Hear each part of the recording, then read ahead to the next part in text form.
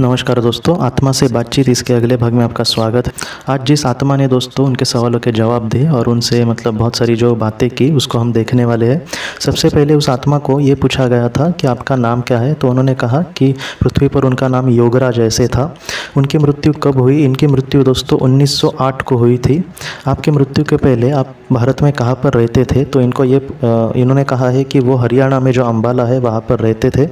आपकी मृत्यु कैसे हुई? दुर्घटना से उनकी मृत्यु हुई थी, उनका एक्सीडेंट हुआ था। आपके आत्मा का स्तर क्या है? उन्होंने कहा है कि उनके आत्मा का स्तर 4 है। आपकी मृत्यु क्यों हुई? आपकी मृत्यु के समय क्या आपकी आयु थी और आपके मृत्यु का समय पहले से तय था क्या? मेरी मृत्यु 45 साल की आयु में हुई। यह आयु पहले से तय नहीं थी। मेरे मेंडोर ने जल्दी बुलाया था क्योंकि मैं बहुत ही निचले स्तर पर जा रहा था।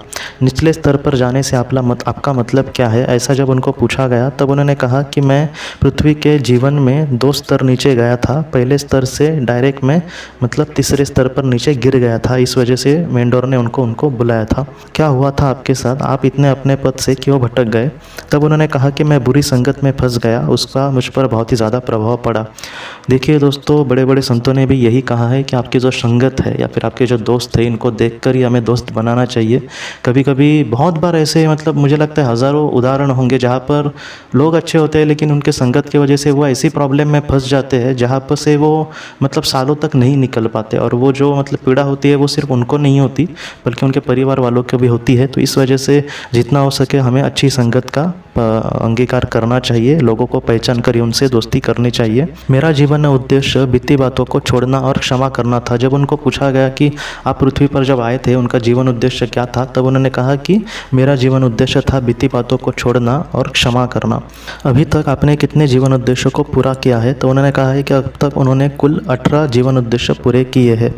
आप कितनी बार पृथ्वी पर जन्म ले चुके हैं? उन्होंने कहा है कि 54 बार, 54 बार वो तकरीबन पृथ्वी पर आ चुके हैं। आपके मरने के बाद क्या हुआ, कैसे आपको लगा? तब उन्होंने कहा कि मेरी दुर्घटना हुई थी और बहुत ज़्यादा चोट लगी थी। फिर मेरी तकलीफ़ कम हो गई और मैं ऊपर की तरफ उठने लगा। फिर दूत आए और उन्होंने मुझे वहाँ पर लेकर गए। बाद में उन्होंने एक सुरंग देखी जहाँ से अंदर वो दूत जा रहे थे और आखिर में उन्होंने वहाँ पर एक रोशनी देखी। वो जो दूत थे उनको एक जगह पे लेकर गए और वहाँ पर बहुत सारी आत्माएं थी और उन आत्माओं ने उनको ज्ञान दिया। फिर चमकीली रोशनी पर ध्यान लगाने के लिए कहा गया। उस ऊर्जा से दोस्तों उनको बहुत ज़्यादा मदद मिली। अगर हम आपको देखेंगे तो आप कैसे दिखाई देंगे? तो उन्होंने कहा कि मैं सफ़ेद रंग का एक प्रकाश बिंदु हूँ। ऐसे ही ज़्यादातर आत्माएं कहती है, लेकिन जो ऑटोमेटिक राइटर है उन्होंने खुद बातें कही है कि चमकीला जो प्रकाश होता है वो वैसे ही होता है, लेकिन अगर कोई आत्मा का स्तर बहुत ही उच्च स्तर का हो तो वो बहुत ही ज़्यादा चमकीली हो सकती है। आपके आसपास कैसा माहौल है? उन्होंने कहा है कि शांत वातावरण है, लेकिन हमारे ऊपर के जो लोग हैं, अगर हम छठा या फिर 7वें की बात करें तो वो हमसे बहुत ही ज़्यादा अच्छा है। तब उनको ये पूछा गया कि जो सबसे ऊपर का लोक है वो कैसा है? तब उन्होंने कहा है कि वो अति सुंदर, प्रकाशमान और शांत है। वहाँ पर ऐसी ध्वनियाँ हैं जो आपको बहुत ही ज़्यादा ऊर्जा देती है। आपके जीवन की गलतियाँ आखिर क्या? उन्होंने ये कहा है दोस्तों कि उनकी बीती बातें जो थी उनको वो ठीक से नहीं छोड़ पाए। मैं उन पुरानी बातों को जो मुझसे कही गई या फिर मेरे साथ हुई उनको हमेशा याद रखता था या फिर बार बार उसके बारे में सोचता था। आपको अपने जीवन में किसी चीज़ पर खेद है क्या? तो उन्होंने कहा कि मैं पुरानी बातों को छोड़ नहीं सका, उसमें ही अटका रहा, इसी पर उनको ज़्यादा खेद है। देखिए दोस्तों, कुछ लोग ये भी कहेंगे कि ये तो छोटी सी बात है, इसमें क्या है, लेकिन आज भी मैं कुछ ऐसे लोगों को या फिर उनकी बातें सुनता हूँ कि 10 साल पुरानी किसी ने मेरे साथ ऐसा किया था तो आज भी मेरा उस पर गुस्सा है। देखिए दोस्तों, वो अपने कर्म की जगह या फिर उसको अपनी सज़ा ज़रूर मिलने वाली है, ये तय है, लेकिन महत्वपूर्ण ये है कि हम अपने जीवन में आगे बढ़े। मैं कभी कभी ऐसे बोलता हूँ तो लोग ये कहते हैं कि उसने मेरे साथ इतना बुरा किया तो मैं उसको माफ़ कैसे करूँ। यहाँ पर माफ़ करने की बात ही नहीं हो रही, आप उसका विचार ही छोड़ देना और आप अपने लाइफ में आगे बढ़ना। जो उसने किया था दोस्तों उसको उसकी ज़रूर सज़ा मिलेगी और हम कितना भी ना बोले फिर भी उसको सज़ा मिलेगी। लेकिन अच्छा ये है कि मुझे अपने पथ पर या फिर मुझे अपने जो सोल ने हमारे निर्माण किया है अपने जीवन को या फिर हमारे प्रारब्ध को, उस तरीके से चलना है। इसलिए मैं पुरानी बातों को लेकर नहीं बैठूंगा। मैं अपने जीवन में आगे बढ़ने की कोशिश हमेशा करता रहूँगा। इस तरीके से अगर हम बढ़े तो हमारे आत्मा के लिए भी बहुत महत्वपूर्ण बात हो सकती है। बाद में उनको ये पूछा गया दोस्तों कि आप वहाँ पर क्या करते हैं, आपका समय वहाँ पे कैसा कटता है? तो उन्होंने कहा है कि मैं ईश्वर का ध्यान और प्रार्थना करके अपना समय बिताता हूँ। आपका अगला जन्म कब होगा? तब उन्होंने कहा है कि मेंढर ने अभी उस प्रक्रिया को फ़िलहाल रोक दिया है मेरे लिए थोड़े समय के लिए, वो बाद में तय करेंगे।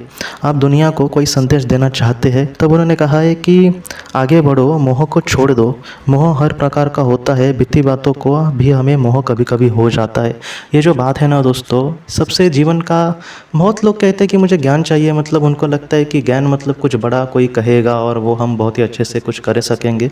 ऐसा नहीं है। कभी कभी एक सिंपल सा भी ज्ञान होता है, वो हमारे जीवन का बहुत ही अच्छे से उद्धार कर सकता है। जैसे इन्होंने, मुझे लगता है सारी मोह की ही बात कही है। आगे बढ़ो, मोह को छोड़ दो। मोह हर प्रकार का होता है, बीती बातों का भी इंसान को मोह कभी कभी हो जाता है। ये जो मोह है, या फिर हम उसे आसक्ति भी कह सकते हैं, या फिर लोभ भी कह सकते हैं। इस तरीके से इंसान, जैसे जो चुंबक होता है वो लोखंड को अपने और मतलब खींचता है, वैसे ही दोस्तों ये जो मोह है वो हमें भी बुरी चीज़ों की तरफ, या फिर बुरी चीज़ों को हमारी तरफ कभी कभी खींचता है। तो उसको हम छोड़कर एक अच्छी ज़िंदगी जिए, इस तरीके से हमें जीना होगा दोस्तों, क्योंकि हमारे आत्मा के लिए ये बहुत ही बुरी बातें हैं। अगर कोई इंसान बुरा कुछ कर्म करेगा तो पृथ्वी पर तो उसको कुछ नहीं दिखने वाला, लेकिन अगर आत्मा के स्तर पर देखा जाए तो इनके जैसे मतलब 2 स्तर नीचे आए थे, वैसा भी हो सकता है किसी के साथ। तो ऐसा किसी के साथ भी ना हो दोस्तों। तो इन्होंने जो हमें ज्ञान देने की कोशिश की, मैं यही चाहूँगा कि हम सब इन सारी चीज़ों से सीखें, और हम इनके लिए भी प्रार्थना करें कि ये भी अपने जीवन उद्देश्यों को बहुत ही अच्छे से और बहुत ही जल्दी प्राप्त करें, और ये भी अपना उद्धार बहुत ही अच्छे से कर सके दोस्तों। तो दोस्तों हम अपनी अगली वीडियो में मिलते हैं। आप अपना, अपने परिवार का ख्याल रखना। आपका बहुत बहुत धन्यवाद।